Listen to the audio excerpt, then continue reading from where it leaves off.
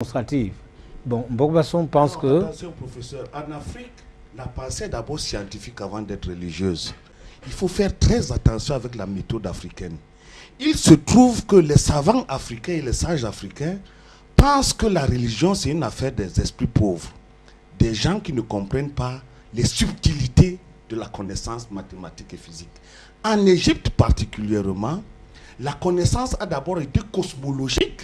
C'est après qu'on a attribué aux principes scientifiques les concepts de Horus, Seth, Maat, etc. Ce n'est pas le contraire, comme vous pensez. Bon, donc, ça pose un problème. Non, je peux vous le montrer pour qu'on aille rapidement, parce que c'est un point saillant. En 30 secondes. En 30 secondes.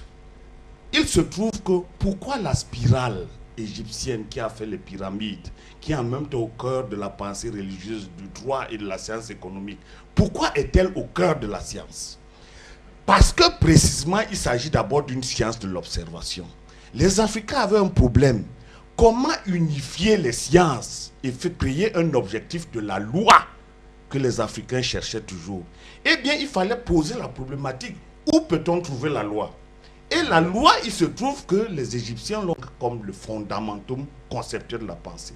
Et j'en veux pour preuve que lorsque vous étudiez la philologie des termes comme Ang, Mat, etc., vous vous rendez compte que c'est à partir de ces concepts que se déploie toute la rationalité africaine. Mais comme c'est un autre débat, ça risque de nous prendre... Non, je veux seulement dire que... Et comme le disait Descartes, il y a seulement des façons d'utiliser cette rationalité. Mais on ne peut pas dire que... Les autres l'ont utilisé avec violence, professeur.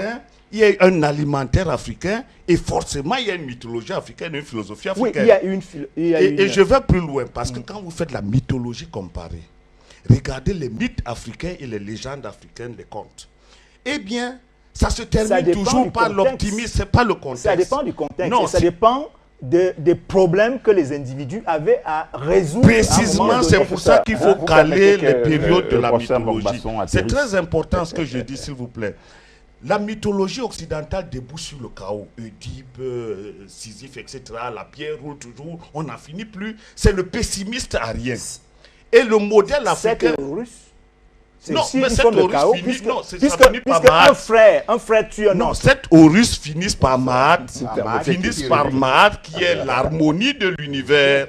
Il faut très bien comprendre cet aspect-là. La lutte de Horus contre Seth a pour but de faire que Horus puisse vaincre. Et Horus réussit à vaincre parce que précisément, il existe une vérité immanente. Cette vérité, c'est Maat. Et elle est contraire au modèle occidental dont le pessimisme est la manière d'être. Donc la philosophie aurait dû naître tout naturellement en Grèce parce que les mythes sont mauvais. Alors qu'en Afrique, les mythes disent l'essentiel et la vérité. Pourquoi voulez-vous donc que la pensée africaine ressemble à cette autre pensée? Cher Anta Diop, puisqu'on parle